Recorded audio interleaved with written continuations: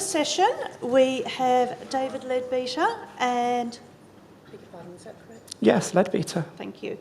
Now, his presentation is called The Houdini of the Terminal and the Need for Escaping. Now, David is an open source software engineer for G Research, which is a leading UK-based quantitative research and technology firm. David is going to discuss a family of security vulnerabilities in terminals and how to protect against them. Please welcome David. Thank you. I begin today by acknowledging the Wurundjeri Woi-wurrung people of the Kulin Nation, traditional custodians of the land on which we gather today, and pay my respects to their elders, past and present. And I extend that respect to all Aboriginal and Torres Strait Islander peoples here today. So, as the introduction said, I'm David Leadbeater from G Research, and I'm here to talk about terminals. My Mastodon thing's up there, by the way. If you want details, I'll post some details about this later on there. So I've been a Linux user since about 1998. I started programming with Perl, for better or worse. I actually have some code in the core of Perl itself, so I kind of took that to its extremes, you could say. I'm a bit of an IRC fan. A long time ago, I wrote something called CGI-IRC, which you may have heard of. It's a web-based IRC client that was quite popular at one point. These days, I mostly write Go and work on kind of cloud-based things with a sort of side helping of security, which is part of the reason I'm here and one of the things I'm here to talk about. So I'm here to talk about terminals. This is a terminal. I suspect some of you might have been through one of these recently or even on the way here. This is a particular airport terminal. It's TWA Flight Center at John F. Kennedy Airport in New York City. Now, this is an interesting one. As you can see, it's got quite an Art Deco design, possibly not Art Deco, a bit later than that, I mean. Anyway, it was built in the 1960s. And it's actually a hotel now. If you look closely, I don't know how visible this is on the screen, but there's someone holding a mobile phone just over there. So anyway, it's an airport hotel now, and it's actually quite a nice place to go if you happen to be able to travel these days and find yourself in New York City. Anyway, so this is another terminal. This is a teletype ASR33, and you all laughed when I showed airport terminals, so this is a computer terminal, right? So anyway, this particular one was introduced around the same time that airport terminal was built, about 1962, and it supported a new just-released standard called ASCII, or American Standard Code for Information Interchange, which is a bit of a mouthful, which is why everyone says ASCII. So here's two famous users of an ASR33. This is on a PDP-11, and so the machines behind are a digital PDP-11 running Unix. There's not an exact date on this photo, but it's circa 1970. And this is, I think, Ken Thompson sitting, and he's typing into a TTY, or teletypewriter, which is why we call TTYs on Linux these days still TTYs, because they're teletypewriters. So it's possibly tempting fate when you publish a magazine article, advert, like this. This says, just how much longer will the Model 33 be around? And so as I mentioned, about 1970, we saw someone using them. 1976 is an interesting year. This was in 1974, so they're sort of saying, this is going to carry on for many more years, we think. We've got a successful product here. Please buy our product. So in 1976, Leah Siegler released the ADM3A, which wasn't the first video terminal, but it was actually one of the first affordable video terminals.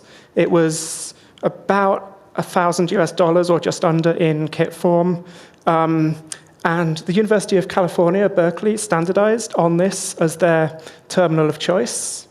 And Bill Joy, who was later the co-founder of Sun Microsystems, used one of these terminals. He actually had one in his dorm room, connected by a 300 baud modem. So that necessitated the invention of something called VI. So he actually wrote an editor called X, which had a mode called Visual, but inside that was a command called VI, which later was split out to its own command called VI. And as we know, the rest is history.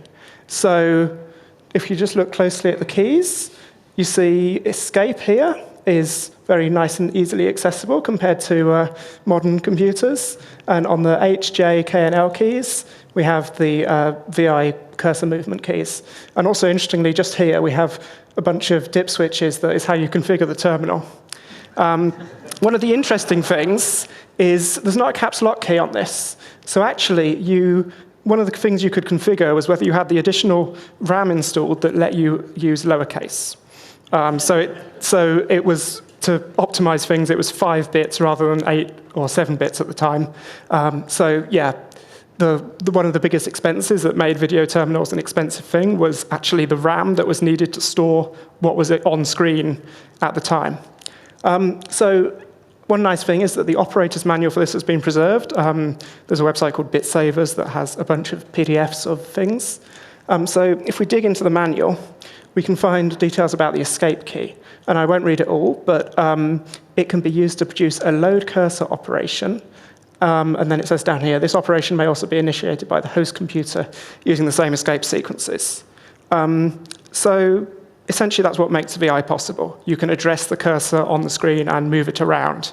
And in particular, it's possible to sort of send lots of up and down commands, but if you can address a particular point on the screen, then you can do it efficiently. And as I mentioned, Bill Joy had a 300 baud modem, so that was part of the reason why this ended up being how it was. So moving on a bit, this is 1978 or 1979. There's some debate about exactly when, but this standard was published in 1979. So this standard specifies a lot of things about how a terminal should work. So the Leah Siegler one that I showed had a very particular way of setting the cursor position, but that was custom to it. So you've probably come across termcap, and the need for that was that different terminals implemented different things.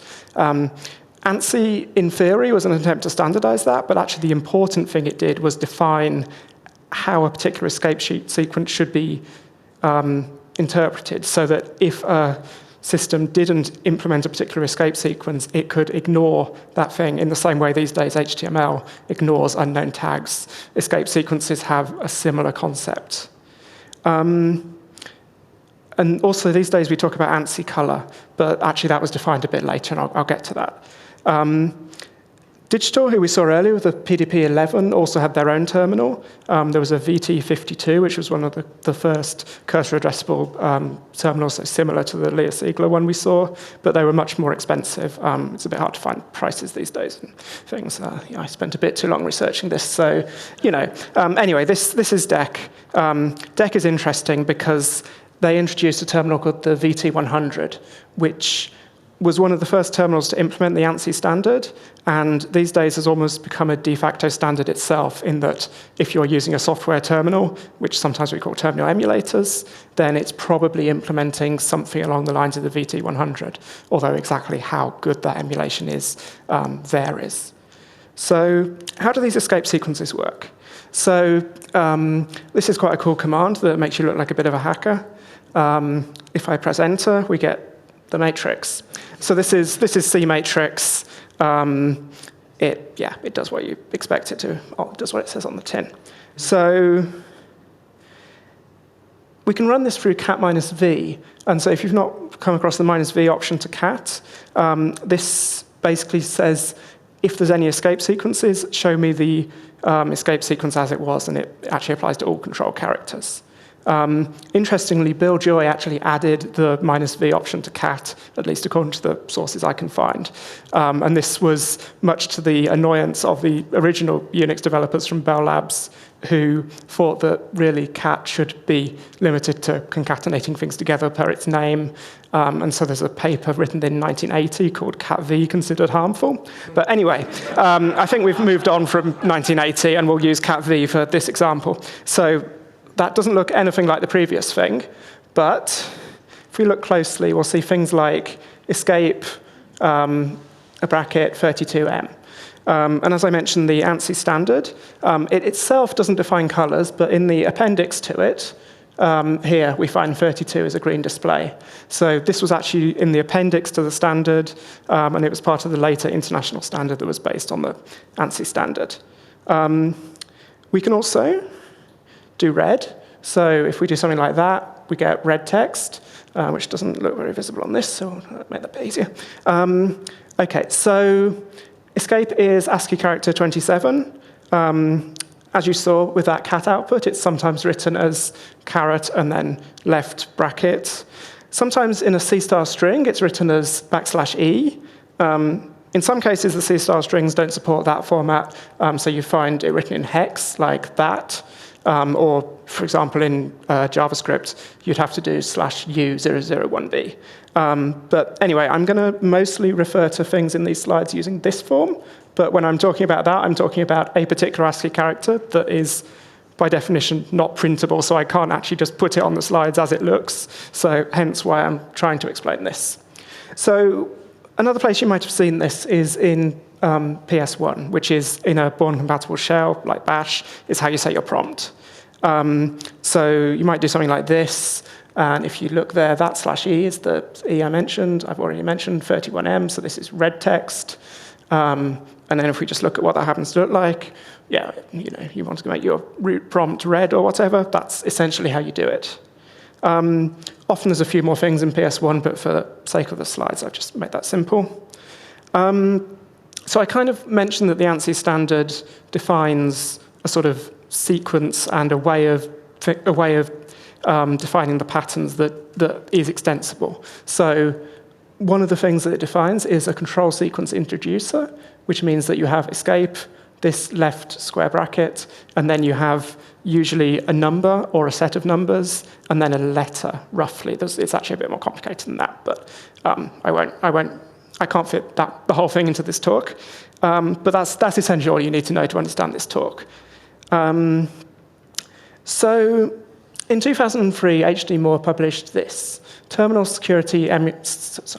Emulator Security Issues. And this was sent to the bug tracker mailing list, which sadly is no longer around, but OSS Security, if you've come across it, is kind of its successor in sort of de facto form. This is one of the first write-ups of terminal security issues. Yeah, so we're going to get to the security part of the talk. Everything that I'm talking about I did on either my own systems or systems I had permission to perform this on. So basically, don't try this at don't try this at work, but you can do it at home, probably, assuming you own your systems at home, etc. Standard disclaimer. So anyway, back to this post. One of the things here is window title reporting. So what's that? So I mentioned how the prompt works, and one of the things that a prompt can also do, and is common, is it will set the title of your window. So when you open your terminal and you change directory, the title of the window often updates to show what directory you're in. And so this is the escape sequence you use for this. I mentioned CSI, and so this is an operating system command, so the square bracket's the other way around, and then we can have a string of text terminated by this special character at the end. So it's basically a way of sending strings. And the standard didn't define any of these, but later on people defined what the bit inside this means. And so one thing we can do is this. We can say, OK, we're running a particular terminal program or whatever. We're inside our terminal, so we're running xcal. OK, fine. That's not really a security problem. We can say what we're running. So there's a control sequence to report what the window title is. So some of these escape sequences can be used to ask things of the terminal. The common example being, where is my cursor? So I mentioned VI a while ago. You can ask, where's my cursor on screen? And it will return something like, 10 semicolon 5. And that's like you're at, column 10, row 5, or whichever way around it is.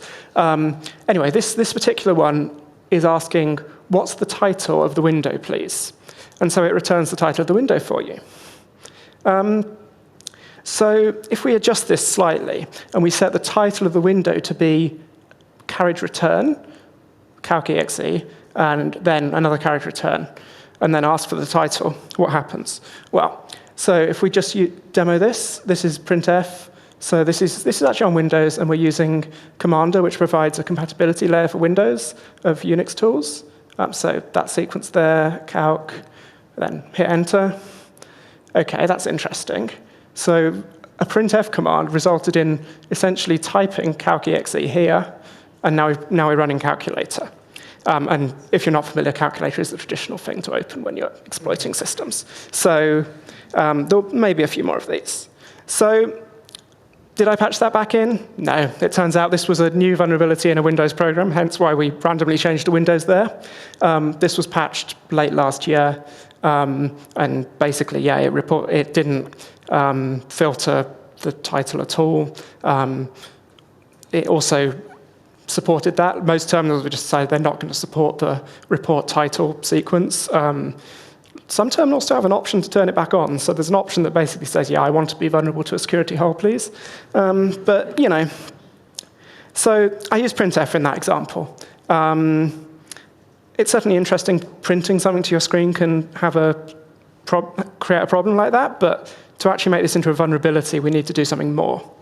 So what we're looking for is instances of this. So this is the common weaknesses enumeration, which is a MITRE project of sort of common security problems. And if you scroll down on this page, you'll find that some of the bugs that H.D. Moore found in 2003 are listed as exemplars almost of this particular kind of problem. But what else can we do? So, well, if you just give someone a file and ask them to cat it to your screen, they probably won't do that. But it could be as simple as that to social engineer someone into attacking themselves. Something else that works is just curl. So, literally put it on a web URL and be like, I'm having problems curling this URL. Can you just try it for me, administrator, please? And, you know, there's a bunch of things you can do.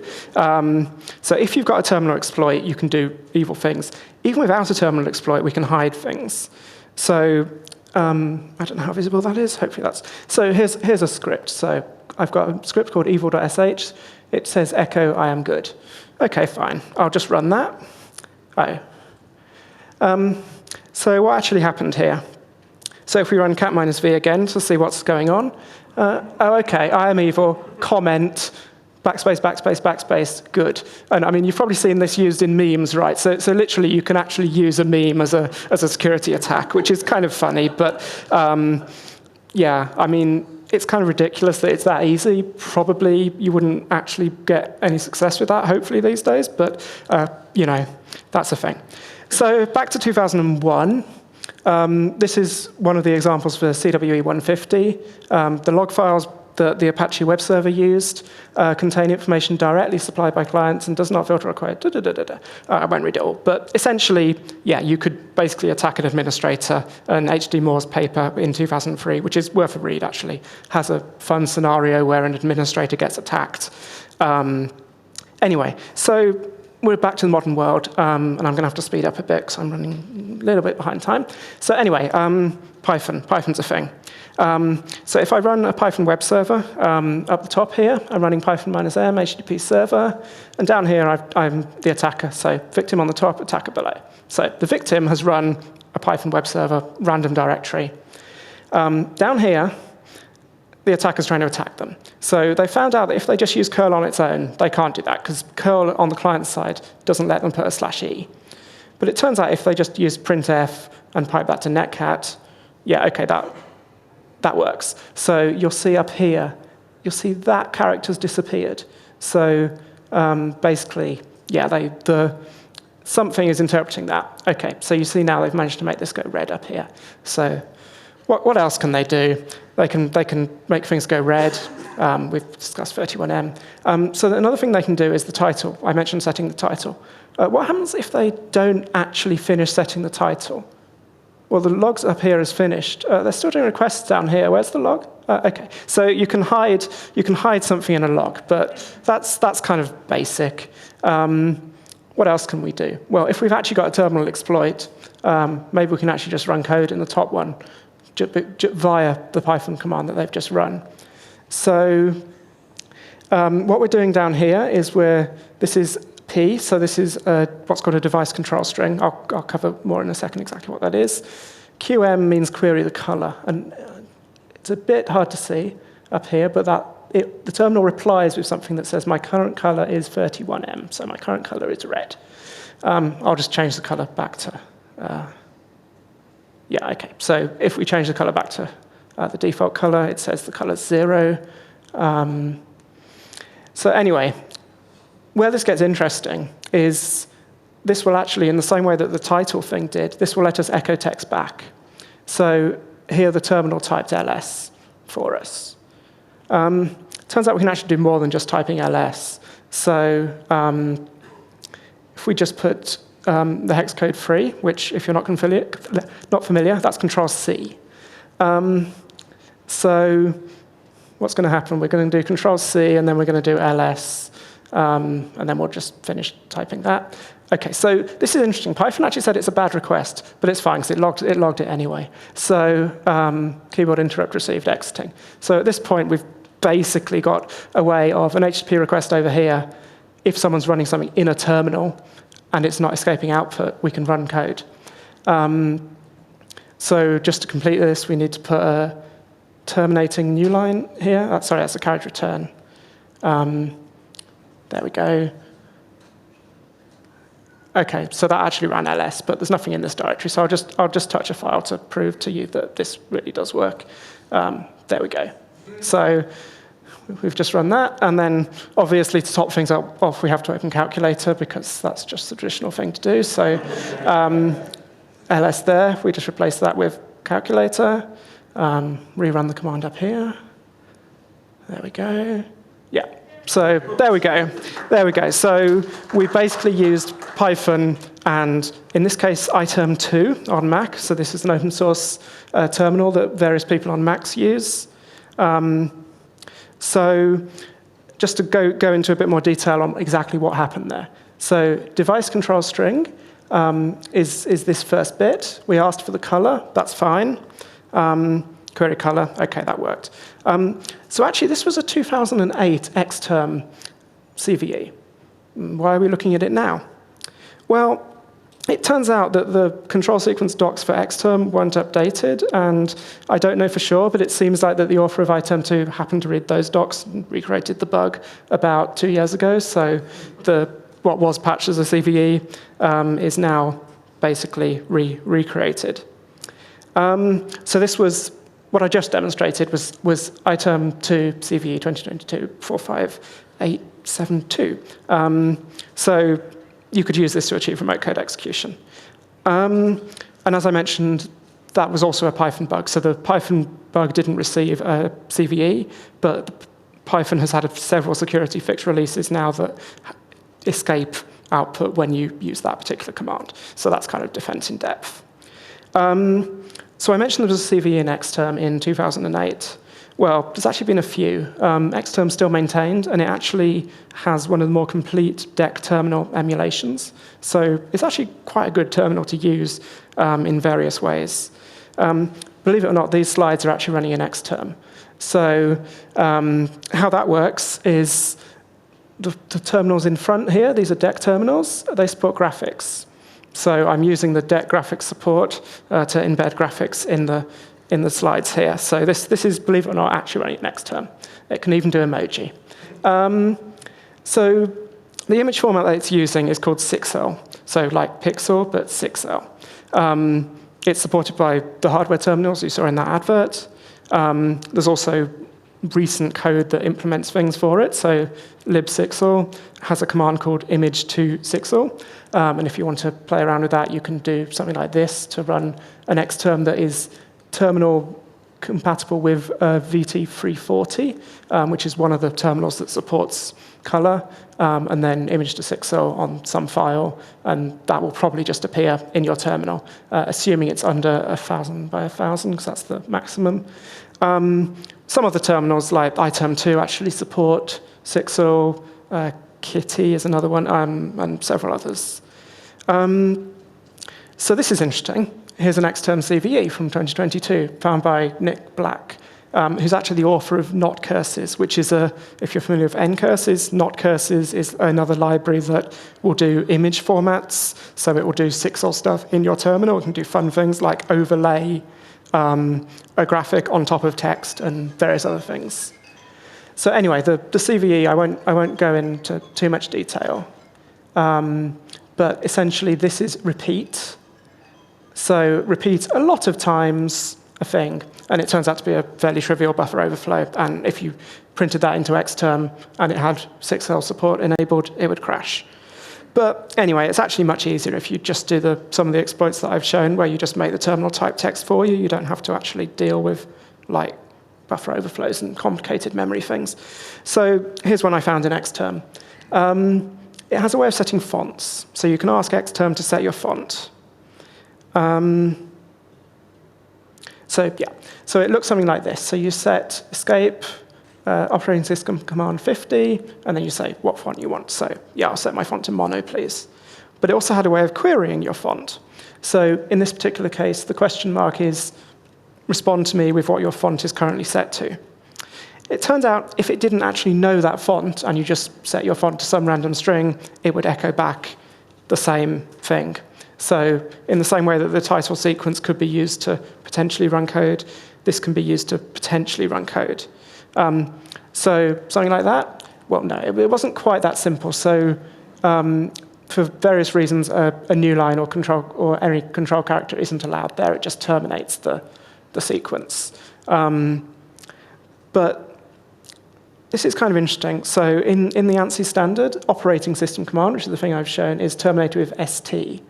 Now, actually, if you look back, I changed something here. I terminated this with a control G, which is the ASCII bell character. So ST is that. But if you terminate it with a control G, Xterm responds with the same thing. So you can use a different character, and then it presses that character for you. So it turns out in ZSH, there's some interesting features. It will change its key bindings depending what editor you've got it set to. So if you've got your editor environment variable or some others set to Vim, then one of the default bindings is Control G becomes list expand. So it's kind of easier just to show you this one. So if I just type ls here, and I am now pressing Control G, I haven't pressed enter, but I've run a command. Right? So I haven't actually pressed enter at all. I'm just, you have to believe me, but I haven't. So this is essentially how this then ended up working. So you ask it to remember we're in Vim mode, so we have to put an I here to turn on insert mode. We type xcalc, and then we just terminate this. But because we've put this in command expansion brackets there, that A, which is the ASCII bell, essentially asks it to press Control G for us. And yeah, sure enough, it runs what you'd expect it to do. And so this was actually what I posted to OSS security, and I put in there. You could cat the file, or another way to deliver this to the victim. So we've done old things. Let's do something modern. My day job is about Kubernetes.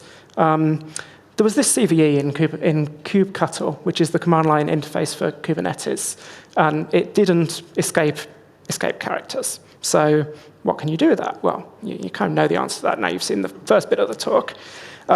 Just out of interest, kubectl, you say kubectl because it's a cuttlefish, and Kubernetes is a pun of C's or sea of puns all the way down.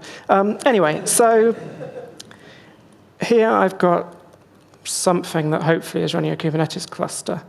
Okay, yeah, there's a pod here that's crashed. That's fine, we'll ignore that one. So if I just run some convenient Docker image I've got around here.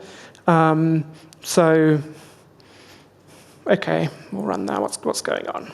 So, a normal thing to Kubernetes is to run some pods or whatever. Okay, both of these are in crash loop backoff. So, as an administrator looking at this, the scenario is maybe a user's run this pod on the cluster and is asking why it's not working or something else. So, the administrator with all your administrative permissions starts going, describe pod, proof of concept, oh dear. So how did that happen? So, well, it turns out, so I'd run it twice even.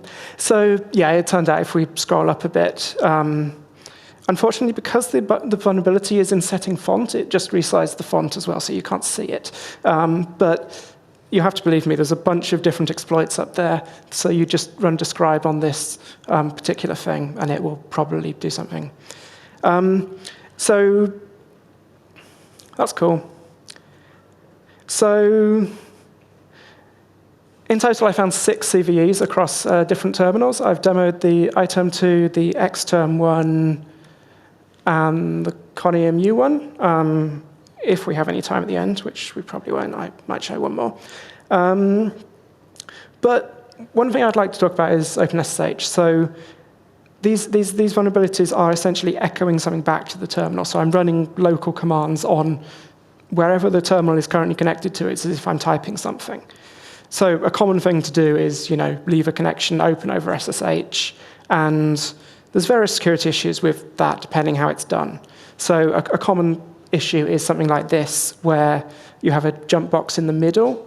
If someone hijacks that jump box, and you've, rather than doing anything like port forwarding, if you've used agent forwarding or anything, then potentially if they've compromised this box, they can actually SSH to another box over here or something, or they can sniff the traffic to your production host. So one way to deal with that is there's something called SSH-J, which rather than using forwarding through SSH itself, it configures TCP port forwarding. So you've actually got encrypted SSH on top of encrypted SSH, so the box in the middle can't attack you. But anyway, if we get access to this production host here, what can we do? So, the normal scenario is someone's left a terminal open. Now, imagine that terminal's got a vulnerability. So if I get root on that host, the worst that can happen is basically I can run commands on that host. But if we are able to somehow exploit the terminal bug, can we go back and run commands on their client? Well, I'm just going to show this. So we've got a victim up here. This is just running as the same user on the same machine for the sake of the demo. But imagine that someone has compromised this host down here. So somehow they're able to write something into that terminal. So this is normal Unix permissions. So either they're root or they somehow can write to that. So we run something called a disconnect attack. And as you see here, that disconnected them, and then it ran a command. So how it works is actually quite simple. It stops the shell up here, and then it prints a command that will result in running some things, and then it just kills the shell. So yes, it's possible. There's actually a bunch of attacks that are possible if you essentially stop the terminal, because then it's writing something, but it's because of buffering, it's not necessarily written straight back. It just so happens that this one works really simply to exploit some of these. It's a bit more complicated, like you'll need to send like a buffer, like 8 kilobytes worth of text or something. But generally, various things are possible. So yeah, that means that when we say these can lead to remote code execution, they really can lead to remote code execution, not just typing stuff on your local system. So hopefully I've convinced you that escaping is needed. Basically, yeah, writing untrusted output to a terminal is bad. This has been known about for a long time. In C, you can ask for a particular character, is it printable? Or for a wide character, is it wide printable? Lots of bits of code don't bother with this, so it's kind of trivial to find security issues here. So Go is actually a bit better. There's a quite nice thing in the format package in Go where you can use %q, so it will output a quoted string in Go form. And that uses the same rules that a literal string would. So that's quite nice and quite simple. You can also use the Unicode is graphic thing. But yeah, so an important thing here is awareness. I kind of mean awareness for users and developers. So as we saw with cat, it's very simple to potentially attack someone without them really realizing if someone's got a terminal exploit. Even without a terminal exploit, as I showed, you can potentially output something that is different to what will run. I'll cover one more thing about those in a moment. But like anything with security, part of it is awareness, and then part of it is actually implementing defenses against these things. So escaping is important. But another interesting thing is we can actually mitigate some of this ourselves. So these escape sequences, when we get the reply to them, actually have some characters around them. So they have, like I showed, the font. Xterm responds with the same thing. It responds with the control sequence you would use to set the font when you query what the font is. So ZSH is quite nice because its line editor, which is the equivalent to read line, is programmable. So this is a very simple ZLE function that says skip OSC sequence. So basically it says read in all the input and just don't do anything with it. And then you bind that to the key that is used for operating system commands. So if I then, hopefully, that should already be running. OK. So I've now implemented that in ZSH. So now if I do that, you see it did resize the terminal, and it wrote some garbage down there. But as many times as I run that, that actually can't be exploited now. So we actually can potentially do things to make this better. Obviously, we should fix the terminals as well, but defense in depth is possible. And the other interesting thing is the ANSI standard is a bit vague, and it doesn't really have any definitions of what to do in error handling. It just says this is outside of the scope of the standard. So what people have started to do is actually implement the same error handling and cases as the original DEC terminals did. And like I said, the VT100 is a de facto standard, and people have sort of decided, yeah, OK, we might not agree with every single thing it did, but it's good to basically copy it. And HTML has learned this too. So somewhere deep in the HTML spec on parsing, it says basically you have to implement the exact error handling we implemented here, because if you implement something different, that can lead to a cross-site scripting attack. And it's kind of the same with terminals. It's not really quite as critical because, like I've shown, you actually need a clear bug in the terminal for this to be a problem. But we can do better with defense in depth as well. And I haven't got a link to it here, but on VT100net, there's a lot of resources about DEC terminals, and one of them is a reverse-engineered state diagram for what the DEC parser does. So various terminals do implement that. And I found a vulnerability in a particular terminal that wasn't as bad as any of the ones I've shown because it correctly implemented that state machine. So there was no way to get extra characters into the input. It's also worth mentioning that there are other attacks related to this. So Trojan Source was something that came out about this time last year, I think. And that basically is you can use Unicode characters such as right-to-left override to hide things in source code. And similar things are possible with these terminal tricks, so that they're all kind of related. So in summary, history repeats itself because nobody listens. So the Xterm CVE repeated itself. The title bug from 2003 was already existing in another terminal. So some of these almost too trivial to find, and I think that's actually one of the reasons that people hadn't looked at these as security researchers, because actually, like, that wouldn't exist, right? That's too trivial. But it turns out they did. They're actually kind of rare as well. Like, you get web browser updates like every week about some new thing that somehow can be exploited. There are fewer of these in terminals, but as I've shown, they can be very dangerous. And yeah, everyone needs to consider whether they should do escaping or what they should do when they're printing anything. So, anytime you write printf in a program or whatever your language uses, you might actually have to think about that a bit more. Did it come from untrusted input? And, as a security person, I often say, where's, untrusted input and things like that. So, yeah, everyone has to be careful. So that's all I've got. Thank you.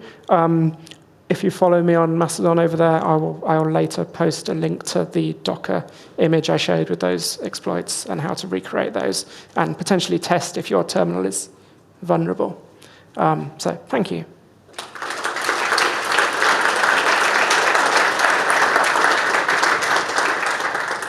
Does anyone have any questions for David?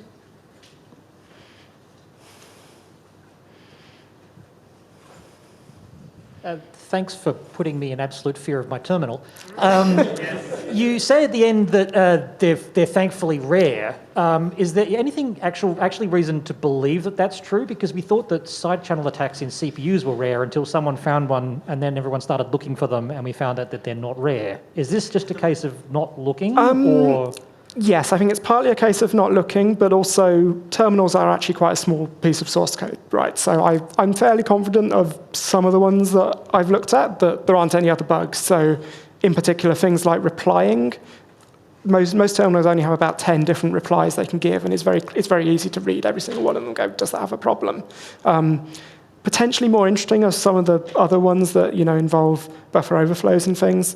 Those are harder to be sure about, but especially when it involves fonts, and it might actually be a bug in Cairo or one of the underlying libraries. So I still think they're rarer. There's a much smaller surface area in a terminal than there is a web browser. But yes, I don't have data to prove that other than going back and looking at number of CVEs in web browsers versus terminals or such.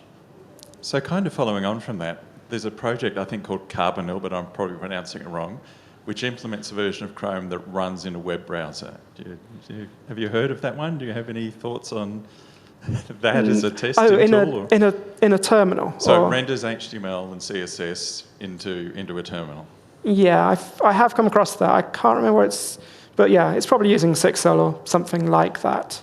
So yeah, it's possible. I was wondering which terminals would you recommend? So the smallest code base, so there's, if you're familiar... So the question there was, Sorry. were there any particular terminals that you would recommend?